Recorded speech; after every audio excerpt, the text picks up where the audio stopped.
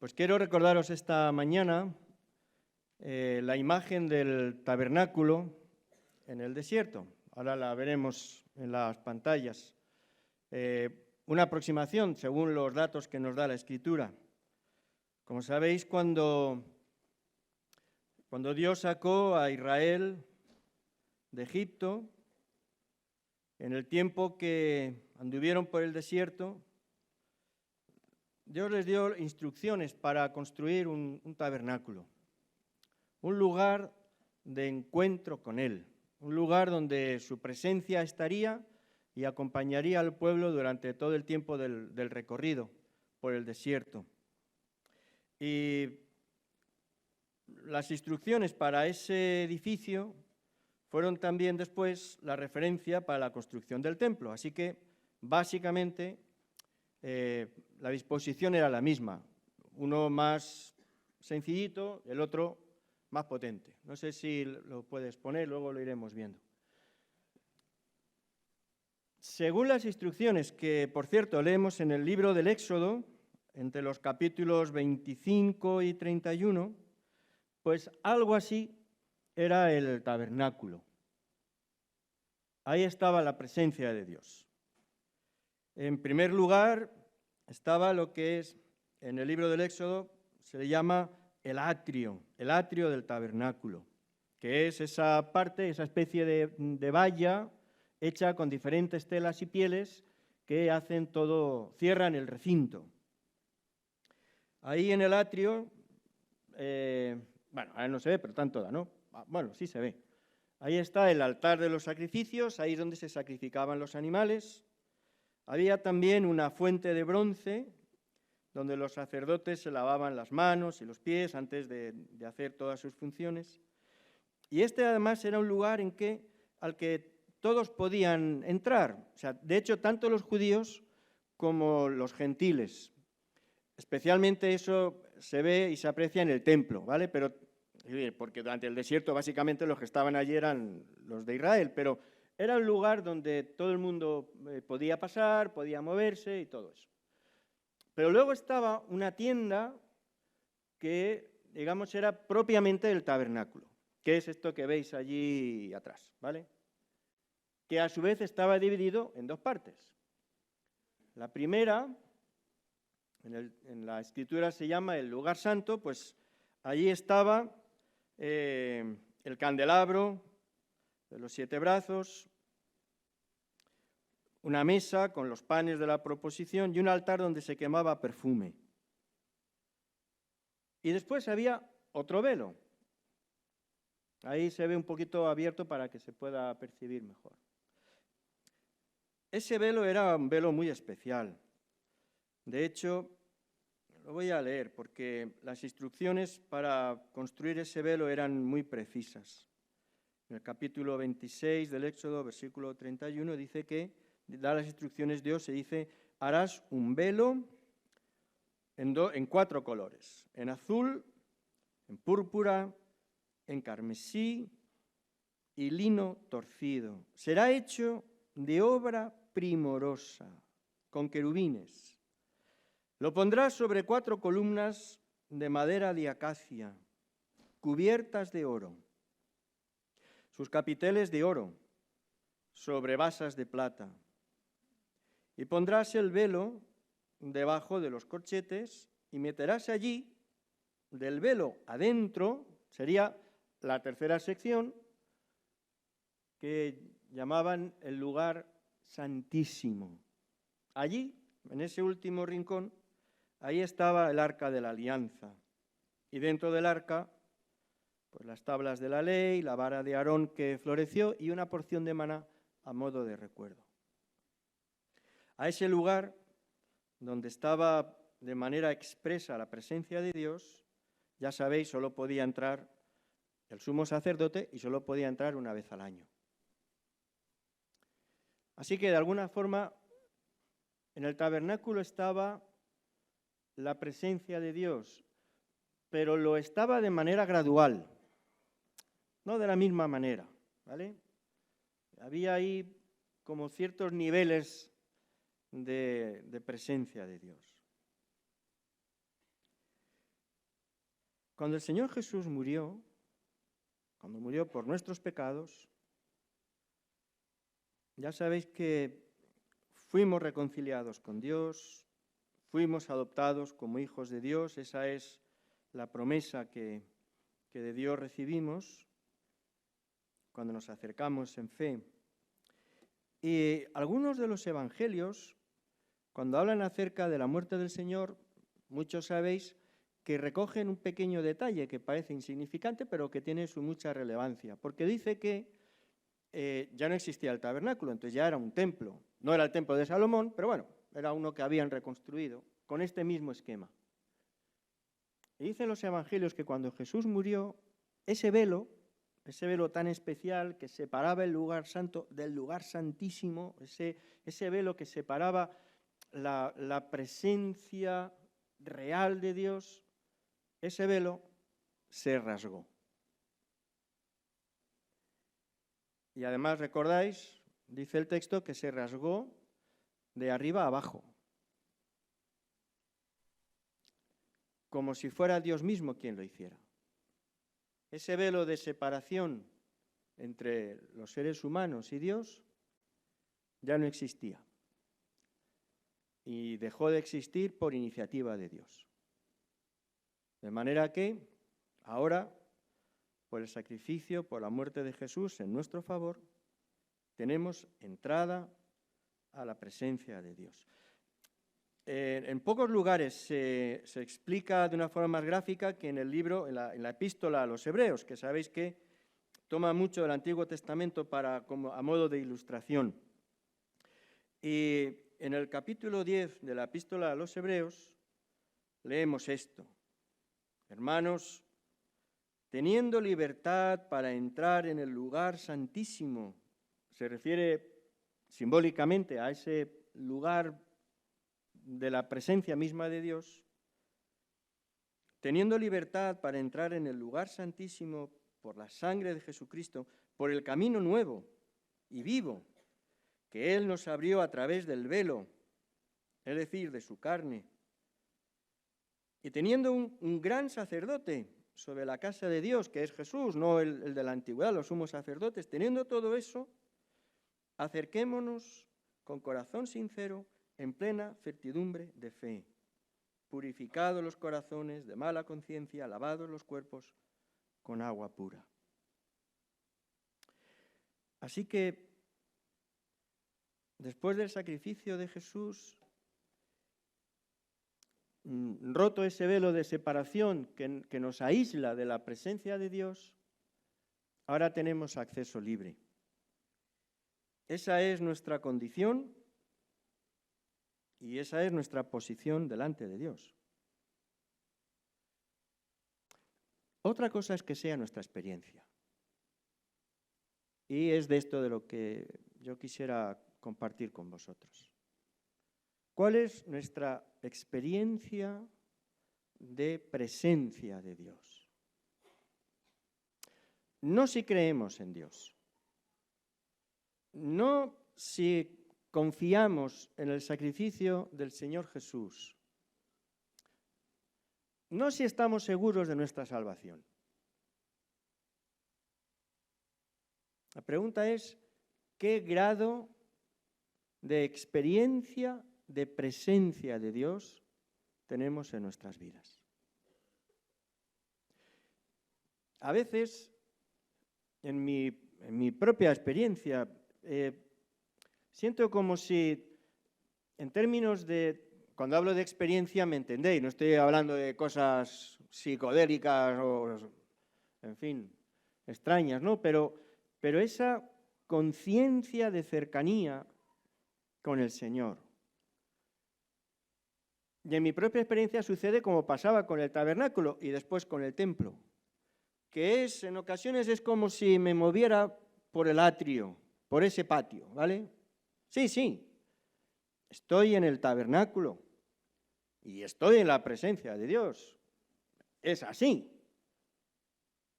Pero no es lo mismo que estar en el lugar santo, en términos de vivencia personal. Y desde luego no es lo mismo quedarse en el atrio que pasar al lugar santísimo. y no siempre estoy ahí, por más que el velo se haya rasgado. Eso lo que nos ha dado es la posibilidad de entrar hasta el último rincón y de participar plenamente de la presencia de Dios. Pero que exista esa posibilidad y que esa sea nuestra posición como hijos de Dios y que esa sea la libertad que tenemos, dice la epístola a los Hebreos, la libertad para entrar, que todo eso sea así, no quiere decir que necesariamente siempre esa sea nuestra experiencia, que esa sea nuestra vivencia. Y pensaba en el ambiente, quizás no en el tabernáculo, porque bueno, ahí, claro, era una situación mucho más provisional, pero imaginaos en el templo de Jerusalén, en tiempos de Jesús, el atrio, ¿no? Ese patio, tendría otro diseño más elaborado, pero en esencia era lo mismo. Imaginaos eso. Imaginaos el bullicio de la gente, mucha gente por allí, algunos a modo de turistas, porque en el Nuevo Testamento lo llaman también el patio de los gentiles, es decir, los gentiles podían entrar, allí podía entrar todo el mundo, y ahí entraban y estaban y merodeaban y paseaban y hablaban y había mucho ruido, había mucha gente haciendo muchas cosas, unos hablando, otros discutiendo, comentando cosas de la vida de la ciudad, de política, de historias, otros discutiendo, algunos fijándose en los otros, mira, este viene todos los días, ¿qué se pensará él? Pues el otro, fíjate, buscando, todo el barullo. Y además, en tiempos de Jesús, recordáis el Evangelio de Juan, había ahí un guirigay de mucho cuidado porque ahí estaban los que vendían animales para los sacrificios. Y todos estaban allí con sus, pues serían las jaulas con los bichos y con los animales y todo aquello, intentando convencer a la gente que compraran de los suyos y no de los otros.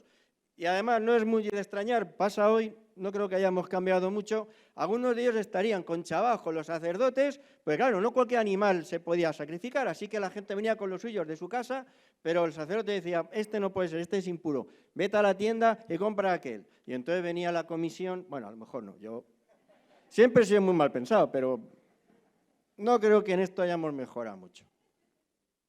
Y los cambistas, ¿recordáis? Porque la gente solía manejar la moneda del imperio para funcionar, pero a la hora de entrar al templo tenían que pagar con la moneda judía, había que cambiarla. ¿Entendéis? Y estaban en el templo. Y estaban en la presencia de Dios. Pero eso es experimentar la presencia de Dios. Ahí hay mucho ruido y pocas nueces. Y a mí esta mañana lo que me gustaría, porque es también mi mismo sentir y mi anhelo, es animarnos a dejar atrás el patio ese y ir más adentro. Y buscar la presencia de Dios en nuestra vida, no simplemente el domingo en el culto, ¿no? Creo que me entendéis, pero buscar la presencia de Dios en nuestro vivir a diario, donde Dios se convierta no en un artículo de fe, no solamente en una verdad conceptual en la que creemos, sino en una experiencia viva, que vuelvo a decir, no tiene que ver con encuentros en la tercera fase ni con cosas extrañas, ¿no? Pero con esa íntima convicción y esa íntima seguridad y por tanto ese íntimo disfrute de la presencia de Dios con nosotros a diario. Porque, y esta es la segunda cosa, esa comunión íntima con Dios siempre es transformadora de la vida. Y esa es la prueba del 9. ¿Cómo sabemos de esa cercanía de una persona con Dios? Por sus frutos. Porque la presencia de Dios transforma la vida. Y si no lo hace, entonces será otra cosa. Pero no es la presencia, la intimidad con Dios tal como nos enseña la Escritura. por eso decíamos hace poco, ¿no?, que es una falsa tensión entre, digamos, la espiritualidad y lo místico y luego la vida concreta, la acción, el servicio. No, eso en la palabra de Dios nunca aparece como algo dual, es lo mismo, es que va de la mano, porque lo uno es sustento de lo otro. El Salmo 27, vamos a tomarlo como referencia, aunque no vamos a dedicarnos por entero a él, pero el Salmo 27 habla de estas cosas y resulta muy sugerente. De hecho, es un salmo familiar para muchos y sabemos algunos de sus versículos de memoria. ¿Recordáis los primeros versículos para que se refresque ahí en la mente? El Señor es mi luz y mi salvación. ¿De quién temeré? El Señor es la fortaleza de mi vida. ¿De quién he de atemorizarme? Cuando se juntaron contra mí los malignos, mis angustiadores y mis enemigos para comer mis carnes, ellos tropezaron y cayeron. Aunque un ejército acampe contra mí, no temerá mi corazón. Aunque contra mí se levante guerra, yo estaré confiado. ¿Recordáis? Los estudiosos de estas cosas dicen que en realidad todo este salmo juega con dos conceptos y lo hace de una forma casi rítmica. Habla de confianza y habla de búsqueda de Dios. Y después habla de búsqueda de Dios y de nuevo de confianza. Dicen algunos que saben de esto, ya sabéis que yo tengo una hebraísta de cabecera, que es Amalia, entonces yo le pregunto. Y bueno, dicen que en la poesía hebrea, más que buscar la rima de las sílabas, buscan la rima en los conceptos. Y entonces, efectivamente, esto cuadra. Tenemos confianza, búsqueda, confianza. ¿Vale? Esa es la idea. Comienza con una palabra de confianza y de hecho así termina, versículos 13 y 14. Hubiera yo desmayado si no creyese que vería la bondad del Señor en la tierra de los vivientes. Aguarda al Señor, esfuérzate, aliéntese tu corazón, sí, espera al Señor. Por esas declaraciones de confianza que permiten asentarse en la vida y moverse con seguridad en medio de la vida, está fundado en una actitud de búsqueda de la presencia de Dios. Y es también muy sugerente que en las raíces del hebreo, y esto sí ya es información de primera mano de nuestra hebraísta familiar, ese concepto de presencia está muy vinculado y normalmente se expresa en términos del rostro. Y por cierto, eso que pasa en los textos bíblicos llega hasta los días de hoy en la filosofía judía, el reconocimiento del rostro del otro como elemento central de toda relación y de toda responsabilidad. Pero ya lo encontramos en el texto bíblico. La presencia de Dios se expresa en la búsqueda del rostro de Dios. Términos simbólicos, nadie puede ver el rostro de Dios, pero ¿entendéis? Porque cuando tenemos delante un rostro, esto ya, mirad qué bien nos viene esto para la reunión administrativa. Si le ponemos la foto, ya sabemos quién es. Si damos el nombre, damos el DNI y damos tal, la gente dirá, sí, seguro, pero es muy impersonal. ¿Que quién es? Y entonces, sale la foto. Hombre, por favor, claro, de toda la vida. Porque sin rostro no hay presencia. Es una cosa. Y entonces cuando, por ejemplo, en el Salmo 27, el salmista quiere hablar de la presencia de Dios, de experiencia de presencia de Dios, habla del rostro de Dios. Versículo 4. Una cosa he demandado al Señor y esta buscaré, que yo esté en la casa del Señor. En el Antiguo Testamento había que estar o ahí o en el templo. Todos los días de mi vida para contemplar la hermosura del Señor. Para buscar en su templo. Y después, en ese tercer capítulo del Salmo, enfatizando esta idea de la búsqueda, versículo 7. Oye, oh Señor, mi voz con que a ti clamo, ten misericordia de mí. Responde, mi corazón ha dicho de ti, buscad mi rostro. Tu rostro buscaré, Señor. No escondas tu rostro de mí. No escondas tu presencia de mí. Tu rostro buscaré. Tu presencia. Que por cierto está vinculada también a la idea de gloria. Buscar la presencia de Dios es percibir su gloria. Encontrarnos ante el rostro del Señor es experimentar su gloria en nuestras vidas. Hay aquí elementos, son más sugerentes como imágenes que conceptuales, pero encierran una gran riqueza. Dice el salmista proféticamente del Señor: eres el más hermoso de los hijos de los hombres. Eres bello. Cuando hablamos del rostro de Dios, de una forma muy visual, muy gráfica, recogemos mucha enseñanza de la Escritura, porque cuando pensamos en el rostro de Jesús, tenemos que pensar, en primer lugar, yo creo que en primer lugar habría que pensar en un momento en el que ese rostro no fue nada bello. De hecho, fue el rostro más feo que se podía imaginar. De eso habla Isaías, cuando habla del varón de dolores. ¿Recordáis? Le veremos, dice el profeta, pero sin atractivo para que le deseemos. Hubo un momento en la historia en la que el rostro del Señor no tenía atractivo ninguno. En la cruz, en términos espirituales, cargando con toda nuestra fealdad, con toda nuestra suciedad, con todo nuestro pecado.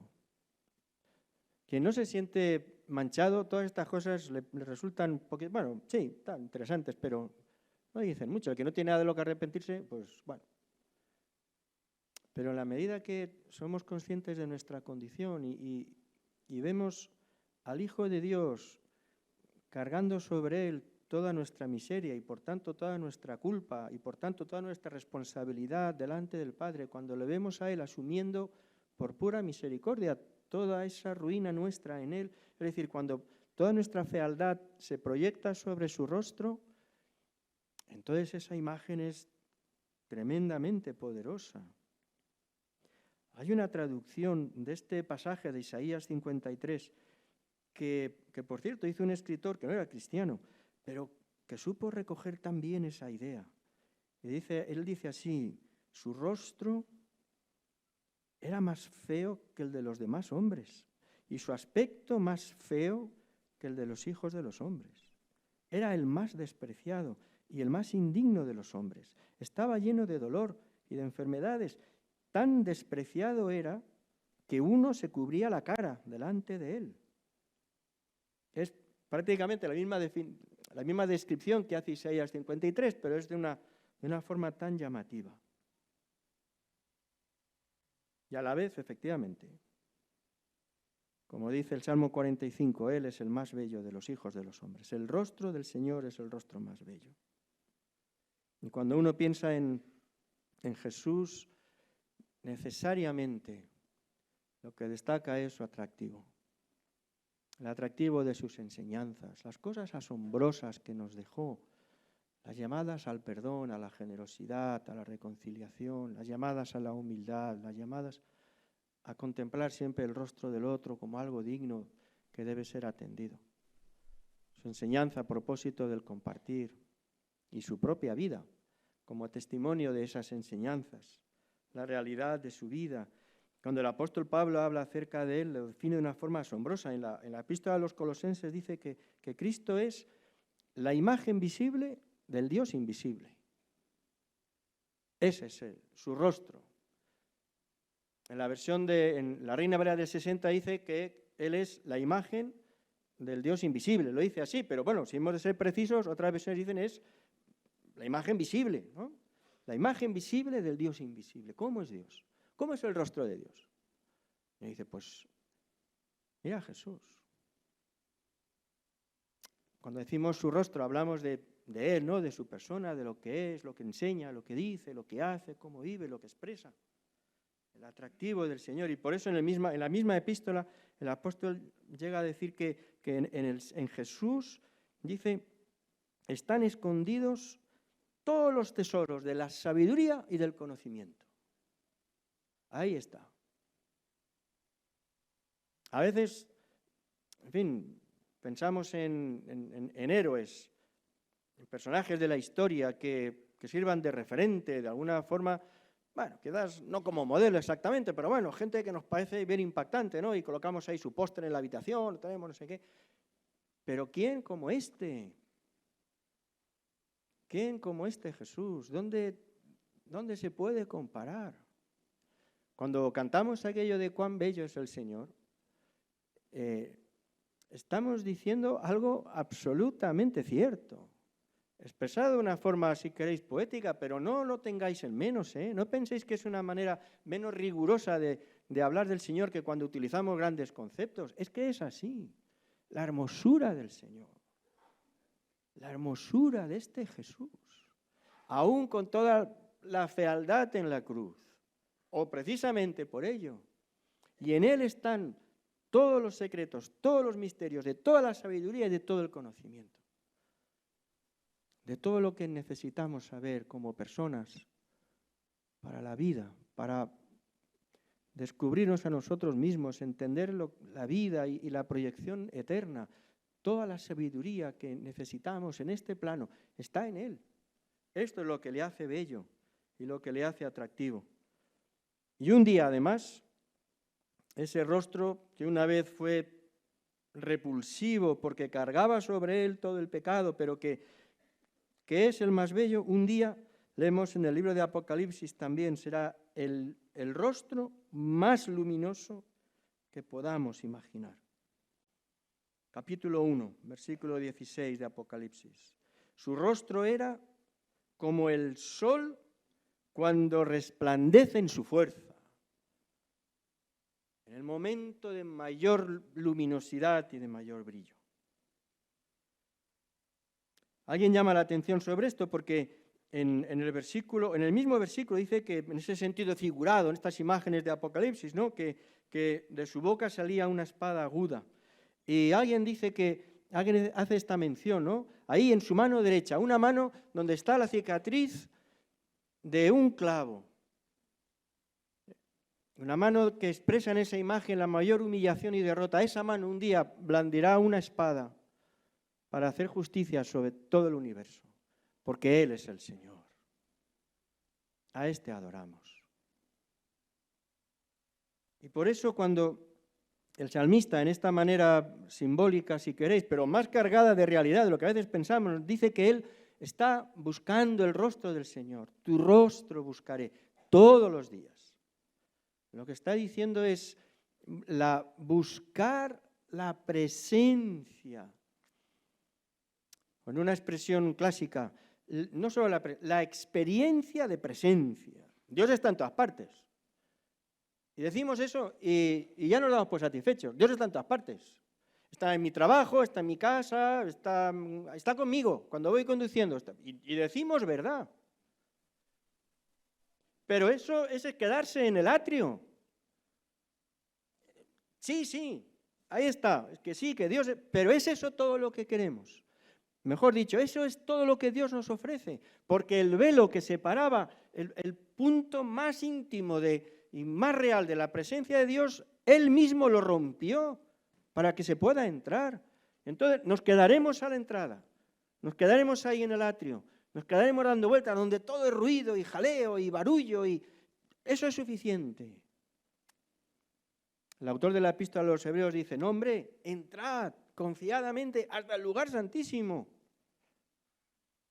porque en la intimidad con el Señor eso no es un mero ejercicio pasivo de bienestar, es que eso produce efecto. Esa es la gran cuestión. Produce efectos para la vida. El propio salmista lo menciona. Buscar el rostro del Señor, cultivar su presencia, hacer experiencia viva la realidad de lo que es, eso, entre otras cosas, quita el miedo y trae paz. Eso dice el salmista. Y de hecho comienza así el Salmo 27 y así termina, ¿no? Aunque se juntaren contra mí, no tengo... Pero la razón de eso es ese ejercicio de búsqueda de la presencia de Dios de la que habla en los versículos centrales. Casi 400 veces en la Biblia encontramos la expresión no tengas miedo.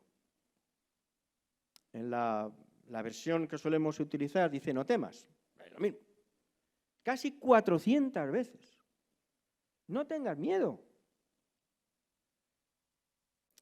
Y para ser sinceros, no basta conocer esos versículos de memoria para que el miedo se disipe. Necesitamos algo más. No es, vamos, con todo el sentido reverencial, pero no es la repetición de un versículo como un mantra lo que trae provecho. Lo que trae provecho es comer la palabra, que el Espíritu la haga viva, buscar la presencia de Dios, y en la presencia de Dios todas estas verdades que lo son cobran vida. Dice el apóstol Juan, nosotros hemos conocido y creído el amor que Dios tiene para con nosotros. Y en base a eso, después dice que donde el amor es perfecto, el temor no cabe, ¿no? Echa fuera el temor. Y es lo que el salmista está pidiendo y a la vez está experimentando. Y ese trato cercano, ese cultivar la intimidad con Dios, la presencia de Dios, más allá de participar de un acto cultico, de otro, en fin, de los gestos como tal, ese penetrar hasta el fondo, donde está la presencia misma de Dios. Eso es lo que aporta al vivir el sosiego, la serenidad y la paz en medio de la vida. Y cuando no es así, y nos sucede, estamos tensos y estamos inquietos. No es que estemos sin Dios, pero probablemente estamos otra vez dando vueltas por el vestíbulo, por el atrio. Alguien decía, no se trata de que haya ausencia de conflictos. No es una cuestión de ausencia, es una cuestión de presencia. Es que Él está. Y junto con eso la realidad, y eso yo creo que también todos lo vemos en nuestras propias vidas a veces, y en las vidas de otros también, porque eso se deja ver. Cultivar la presencia de Dios nos transforma. Como decíamos al principio, esa es la prueba del 9. Si no es así, serán fantasías espirituales. Pero la presencia de Dios, la intimidad con Dios, contemplar el rostro del Señor, eso transforma la vida. Es decir, transforma el vivir. Y eso se expresa, como sabéis, en el fruto del Espíritu. Y ya está. Ni lenguas, ni sabidurías, ni historias. La vida. ¿Cómo vives?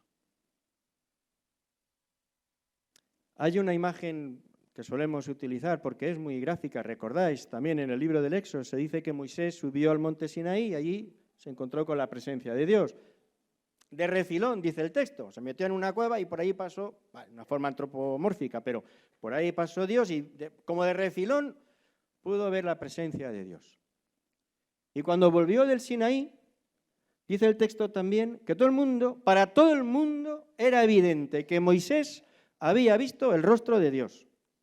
No lo podía negar, ni lo podía ocultar, porque su rostro brillaba de tal manera que era evidente que había estado en la presencia de Dios. Y eso, que tiene este sentido simbólico, desde luego, tiene un sentido real también en la manera en que vivimos, ¿no? Somos, dice el apóstol Pablo, transformados de gloria en gloria en la misma imagen de Jesús como por el Espíritu del Señor. Decía Teresa de Jesús que esto es como cuando un pegote de cera, alguien le pone un sello, ¿recordáis? Antes ahí con los sobres y tal, ¿no? Entonces dice, no, si la cera no hace nada, pero pega ahí. Y es evidente quién se ha acercado a él. Si yo tuviera que resumir, para terminar, en este momento, si yo tuviera que dejar una enseñanza, una idea, algo para la Iglesia, si también tuviera algo, de alguna forma resumir mi propio anhelo personal, y desde luego, repito, algo central que, si una cosa tuviera que quedar aquí en la iglesia, entre vosotros, de mi sentir de parte del Señor para con la propia congregación, sería este: buscar intensamente el rostro del Señor, buscar la presencia de Dios, que la busques en tu vida.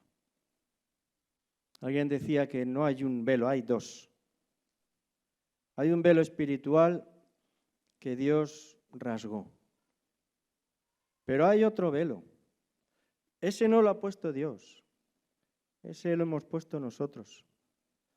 Es el velo de la vieja naturaleza, el velo de la carne. Había una antigua, en fin, de mi tiempo, o sea, antigua. Rompe el velo de la carne en mí. Cara a cara quiero verte.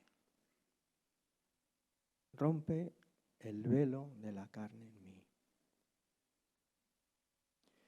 Y mi palabra de aliento para todos es romper ese velo que no nos deja ver y confiadamente introducirnos en la presencia de Dios y buscar con un anhelo real esa experiencia de presencia, no solo convicción de presencia, sino experiencia de presencia delante del rostro de Dios. No es un ejercicio pasivo, porque en ese ejercicio somos transformados. Y nuestra vida va conformándose, va tomando la forma del mismo Señor. Tomaremos unos minutitos muy breves antes de terminar. Vamos a cantar. Algunas de las canciones que cantábamos antes cobran sentido. Y a modo de oración, decimos, sí, esto queremos, Señor. Hay demasiado, no se puede aprender mucho, no se puede crecer mucho, no avanzamos mucho si nos quedamos en el atrio, porque hay mucho ruido, y en nuestro vivir, podéis empezar si queréis, pero en nuestro vivir nos rodea demasiado barullo, demasiado ruido, demasiadas voces, demasiadas cosas, demasiadas tareas, demasiadas demandas. Así no se puede, así no experimentamos la presencia de Dios. Entra, busca al Señor, búscale la intimidad de tu habitación cuando estás a solas, como familia, como iglesia, ese encuentro tan sencillito de los jueves a primera hora de la mañana. Si puedes, ven. No buscamos en ese tiempo otra cosa que la presencia del Señor, experiencia de presencia del Señor. ¿Lo cantamos? Presencia del Señor con gratitud y adórale de corazón.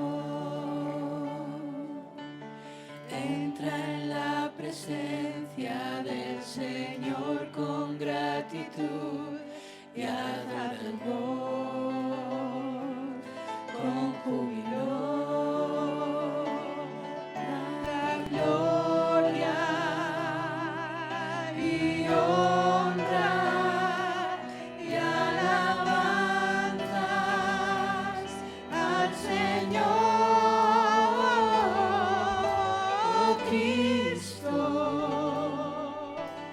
Nombre sin igual.